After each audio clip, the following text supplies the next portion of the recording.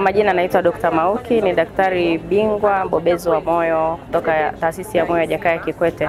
Tuko hapa Dodoma kama taasisi ya umma katika maadhimisho ya wiki ya utumishi wa umma, na katika maonesho haya tunapenda kuwaonesha Watanzania shughuli mbalimbali ambazo zinaendelea katika taasisi ya moyo ya Jakaya Kikwete.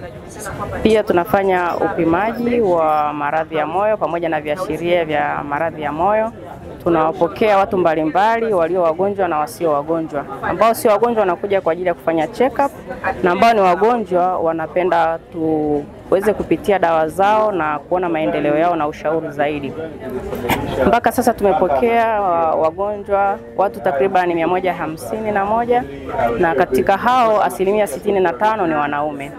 Na tunapowapokea watu katika taasisi hii ya moyo, tunawapima uzito kwa ajili ya kuangalia tathmini ya uzito wao kwa kulinganisha na uwiano wa urefu, kuangalia kama wana uzito wa kawaida au wana uzito wa chini kupita kiasi au wa kupitiliza kwenda juu.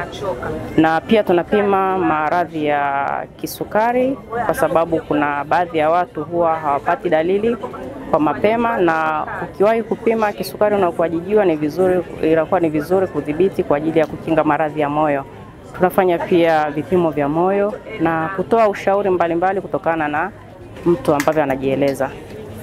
Na kwa wale ambao tunawakuta wana matatizo ya pressure au kisukari, tunawaandikia vipimo vingine zaidi na tunawaunganisha moja kwa moja na hospitali ya Benjamin Mkapa ambayo iko hapa Dodoma kwa ajili ya muendelezo wa matibabu. Tunapenda kuwashauri na kuwapa taarifa Watanzania wengine ambao hawajafika katika banda letu kupata huduma ambazo watanufaika kwa ajili ya kujilinda zaidi na maradhi ya moyo na kupata matibabu zaidi.